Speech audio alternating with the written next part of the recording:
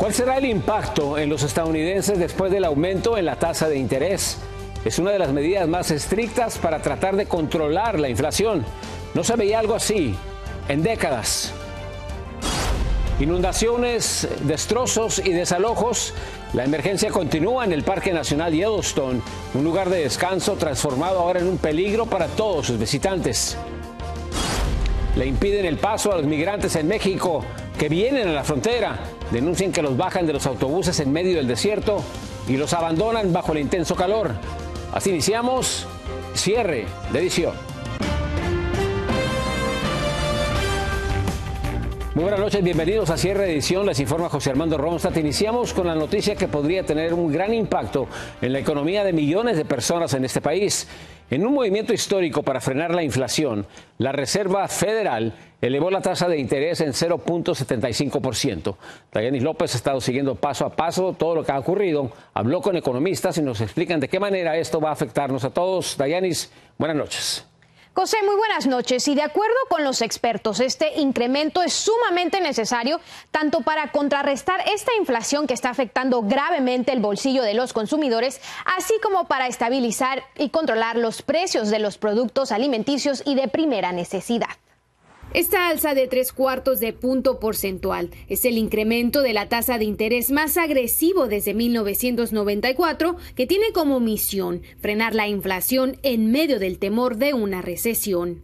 We have both the tools we need and the resolve that it will take to restore price stability on behalf of American families and businesses. Significa un mayor coste del crédito para refinanciar una propiedad, para comprar una propiedad, el uso del crédito del consumidor en forma general, tarjetas de crédito, préstamos de estudiantes. Los préstamos al consumidor obviamente van a costarle más al consumidor.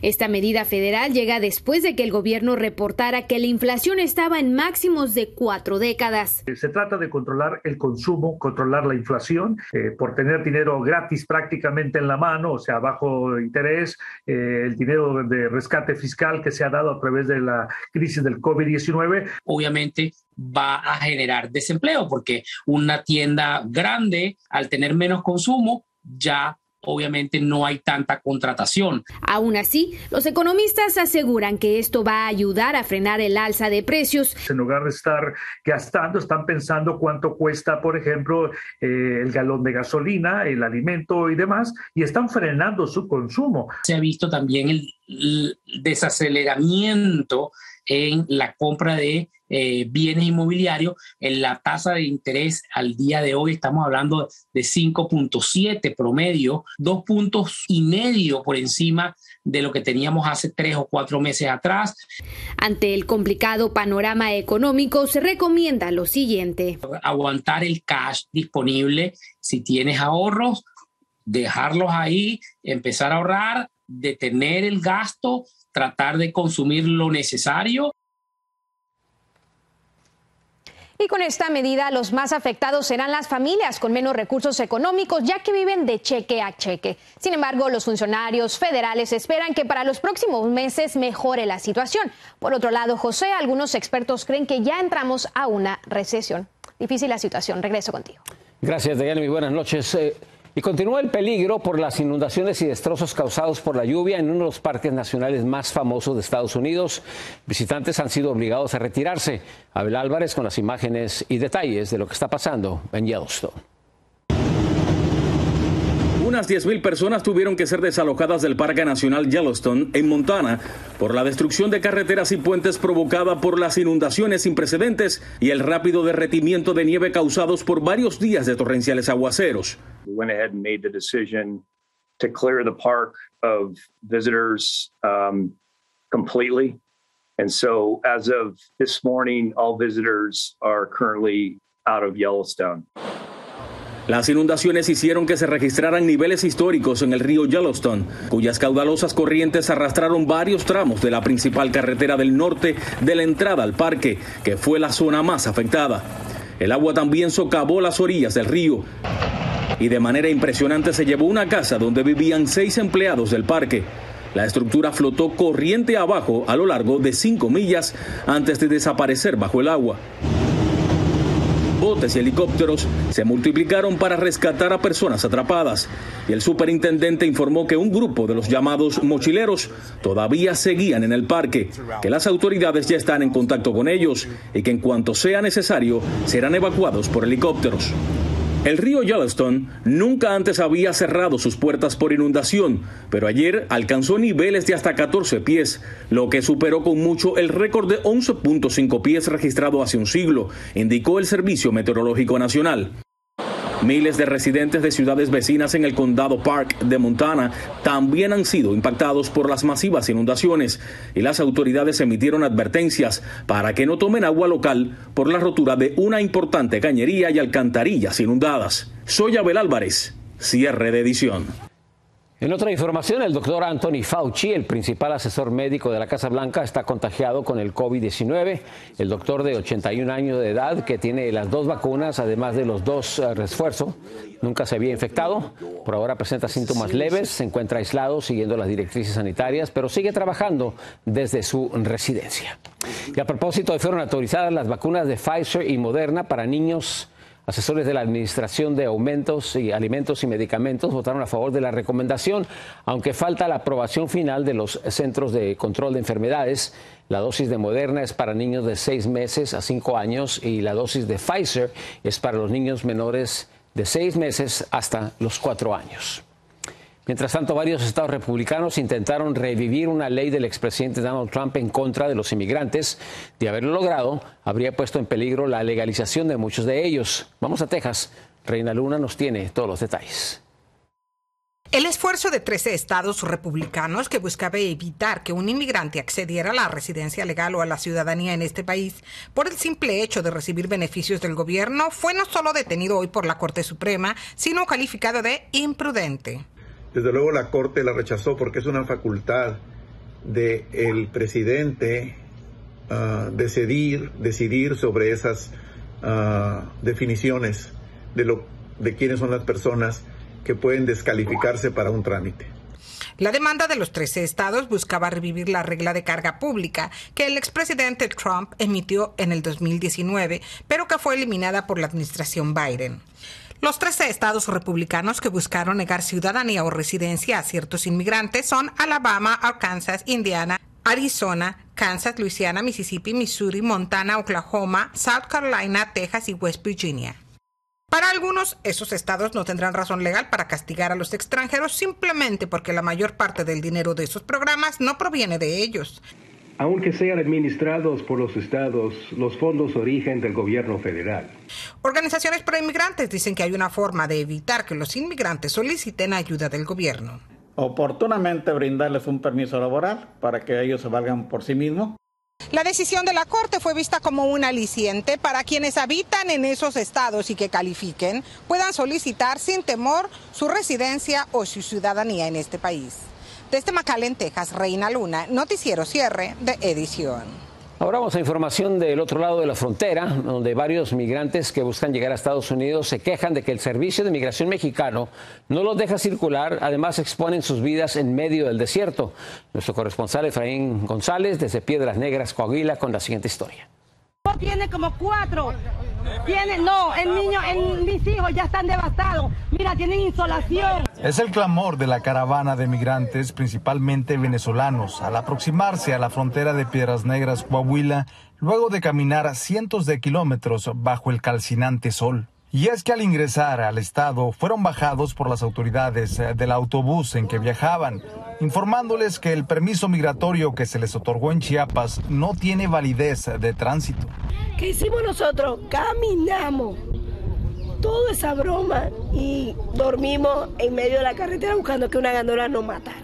La única ayuda que tuvimos fue la gente mexicana, la gente civil. En días pasados, el Instituto Nacional de Migración entregó un documento a estas personas para regularizar su estancia y evitar abusos y condiciones de riesgo, como las caminatas extenuantes. Por tanto, los integrantes de esta caravana sostienen que sus derechos fueron vulnerados. Nos dejan caminar, se ríen de nosotros, o sea, esperando que nos desmayemos, que nos moramos por el camino con los niños y todo. En tanto, las autoridades subrayan que a pesar de que estos migrantes no pueden ser detenidos, el documento otorgado no tiene como objeto que se movilicen a la frontera. Esos documentos que se les otorga no son una visa de tránsito hacia Estados Unidos. Son alrededor de 150 migrantes venezolanos los que han caminado desde Nuevo León en los límites con Coahuila hasta la frontera de Piedras Negras, a donde esperan ingresar en las siguientes horas, sufriendo ya muchos de ellos las consecuencias del extremo calor. Desde Piedras Negras, Coahuila, Efraín González, cierre de edición. Un pequeño corte comercial y regresamos con más información. Aumentan los problemas para residentes de la frontera, el agua cada vez más escasa. ¿Y qué fue de los Dreamers que decidieron regresar a México? ¿Cómo les ha ido en sus vidas? Al regresar, contamos sus historias.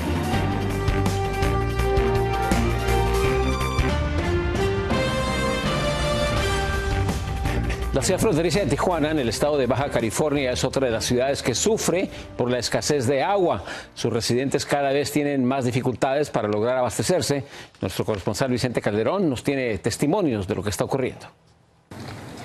Hace mucho que estos tambos son comunes en Tijuana porque así guardan agua para cuando no llega por tubería. Empezaban con los tandeos de que unas colonias sí y otras colonias no. Los tandeos son una forma en que el gobierno raciona el agua, pero cada vez son más frecuentes y prolongados. Carla Cruz enfrenta la escasez reutilizando el agua o usando desechables. Compramos vasos, platos, tenedores y ya pues nada más el sartén, que es más fácil, agarras una cubetita y pues se lava. Su vecina, María Herrera, dice que dura tantos días sin agua que no queda más que usar embotellada. Tengo que cocer frijoles, lavar los trastes, porque los trastes sí los lavo con agua de botella. Porque ya va del tambo, pues ya le cae tierra. Aunque sale muy caro, pues un garrafón apenas alcanza para un día. Que ya no nos faltara nadie, pues personas más humildes que uno, ¿verdad? De veras lo ocupan. Uno, como sea por decir, cada mes que me llega la pensión yo puedo comprar, pero hay otras personas que no, que sufren, ¿verdad? Baja California se surte principalmente del río Colorado, igual que California y otros estados norteamericanos. Pero una misma sequía hace que haya menos agua tanto para México como para Estados Unidos. Ya estamos pasando un estrés hídrico, una crisis. La gobernadora baja californiana reconoció que en el verano, cuando hay más demanda, no habrá agua suficiente. Pues año con año se tienen que realizar ese tipo de mecanismos para cuidar el agua. La Secretaría del Agua y la CES están trabajando en este programa de racionalización. En otras ciudades como la turística Ensenada el problema es peor y ahí hay gente que dice que dura más de un mes sin agua y que lo único que reciben es la factura. En Tijuana, Vicente Calderón, Noticiero Cierre de Edición. Identifican a los dos oficiales que fueron asesinados después de responder a un reporte de violencia doméstica, esto en El Monte, en la ciudad de California.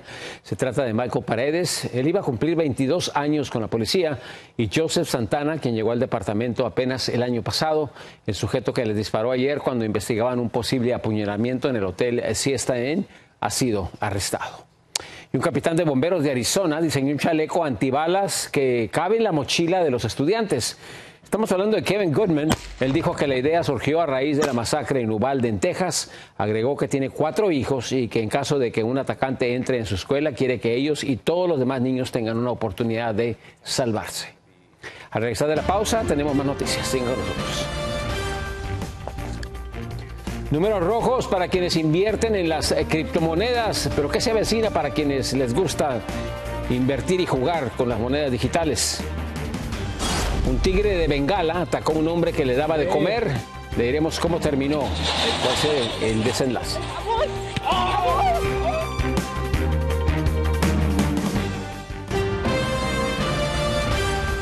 La caída de las criptomonedas amenaza a miles de inversionistas que ven a su portafolio de inversiones en números rojos. Pero ¿qué es lo que aconsejan los expertos en este momento? Vamos con Ángela González hasta Nueva York con algunas respuestas.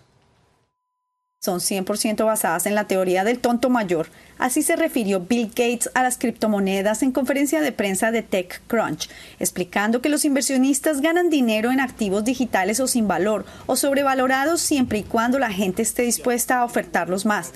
Esto sucede en un momento en que el Bitcoin y otras criptodivisas se están desplomando. El Bitcoin llegó a cotizar a $64,000 y ahora está un poco más de $22,000. Tengo minas de Bitcoin y tengo minas para Ethereum, que también sale del Bitcoin. Yo lo que diría es que debemos ponerle una pequeña pausa a todas las inversiones que se pueden hacer. Las acciones de Coinbase, la mayor casa de cambios de criptomonedas en Estados Unidos, se desplomaron en un 84% y ha perdido 2.2 millones de clientes, mientras el criptobanco Celsius, después de prometer préstamos con rentabilidad de un 18%, suspendió de manera abrupta sus retiros. La frágil estructura de esta opción, que aparecía como una protección a la inflación, ha dejado a muchos en el limbo, que se confiaron porque tuvieron ganancias al comienzo. Él dice, esto está controlado por las redes sociales específicamente y todo el mundo decía que iba a subir y no pasó. Y en este punto debía haber retirado mi dinero, pero no sabía el futuro. Desafortunadamente esto es como apostar y solamente debes invertir el dinero que estés dispuesto a perder. Y es que las criptomonedas no se colocan bajo la protección de los bancos centrales y aunque están surgiendo legislaciones, todavía no están bajo el control ni de los gobiernos ni de las instituciones financieras. Desde Nueva York, Ángela González, Noticiero Cierre de Edición. Vamos a pasar a información desde México, donde Cierre de Edición logró hablar con 3 jóvenes Dreamers. Hace muchos años cambiaron el sueño americano por el sueño mexicano. Pero ¿cómo les ha ido? Vamos a la capital mexicana. Nuestro corresponsal Víctor Blázquez nos trae sus historias. Él se llama Mauricio, es un Dreamer. Aunque alcanzó los beneficios de estar bajo el programa DACA, viviendo en Carolina del Norte, la vida le dio un vuelco. Regresó a México después de 22 años. Discriminado por sus tíos y primos, se sentía solo en su propio país, pero volvió a soñar. Yo desde muy pequeño fui llevado a Estados Unidos desde los 5 años. Entonces, te imaginas, yo no sabía nada de mi país. Hoy tiene una academia de inglés con vista a toda la Ciudad de México. Este es su motivo de vida. Sigan luchando, no se rindan. El sueño mexicano sí existe, pero más que nada el sueño eres tú, que por eso somos Dreamers, ¿no? Que no vamos a dejar de soñar. Otro caso de éxito es el de Juan. Se convirtió en un ejecutivo de los bienes raíces. Administra inmuebles de descanso para renta. Me siento muy feliz por estar ahorita donde estoy. Pasó de vivir en un cuarto a tener su departamento en el corazón de la llamada La Pequeña LA en Ciudad de México. Lo que yo quiero decir es que no importa dónde estés, tú puedes realizar tus sueños no importando si estás en México o Estados Unidos. Aunque a los dos les prometieron empleo, seguro social y todo lo necesario para rehacer sus vidas, nada de eso les llegó. Pero New Comienzos los empoderó, porque su fundador, quien fue deportado, sabe de lo difícil que es empezar de nuevo. Como activista ya por más de 7 años, tenemos la piel de elefante, hemos visto de todo, también cómo firmas convenios con el gobierno federal en México y al final del día cambia la administración y no se respetan esos convenios, tienes que volver a empezar desde cero. Aquí le llaman La Pequeña Los Ángeles, donde miles de Dreamers han encontrado la oportunidad de rehacer sus sueños, pero esta vez en México. En Ciudad de México, Víctor Blázquez, Cierre de Edición. 17 migrantes vivieron peligrosos momentos en el mar Mediterráneo antes de ser rescatados. Los migrantes se lanzaron de su bote para evitar ser atrapados por la Guardia Costera de Libia.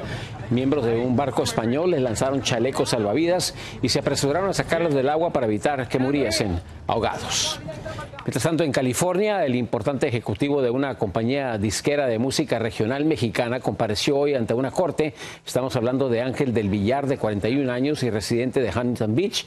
Está acusado de hacer negocios con famosos narcotraficantes y también con sus socios.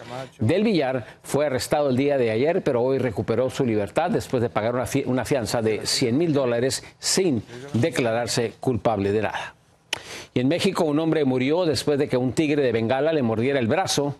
El identificado solo como José de Jesús, de 40 años de edad, trataba de acariciar al felino antes de darle de comer en una finca, pero repentinamente el animal lo atrapó el brazo con sus fauces. Cuando logró zafarse, fue llevado al hospital, donde al parecer sufrió un paro cardíaco.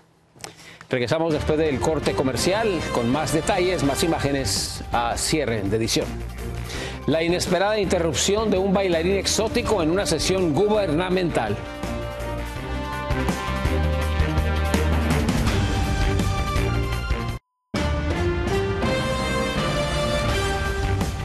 Mira lo que ocurrió en una conferencia virtual relacionada con una investigación del presidente del Perú, Pedro Castillo. Señor, interferencia, me parece, del estudio. Están mostrando unas imágenes muy sugerentes. Hablaban sobre la investigación, sobre posible corrupción, cuando de la nada, en medio de la sesión virtual, apareció esa imagen de un stripper brasileño. La imagen se mantuvo por varios segundos sin que nadie atinara a hacer algo. El video aparentemente surgió desde la cuenta de Benji Espinosa, uno de los abogados del primer mandatario, quien denunció que fue víctima de un crimen cibernético. ¡Qué barbaridad! Y una mujer que fue despedida de un supermercado en Argentina se despidió rompiendo decenas de botellas de vino. Evelyn Rondán, de 25 años, quien fue arrestada, declaró que estalló porque en el tiempo que trabajó en ese negocio recibió insultos, manotazos y aguantó muchas injusticias. Agregó que ni esperaba su reacción y admitió lo siguiente: me cegó el enojo. ¿Será? Muy buenas noches, gracias por acompañarnos. Esperamos contar con su sintonía el día de mañana. Yo soy José Armando Ronstadt.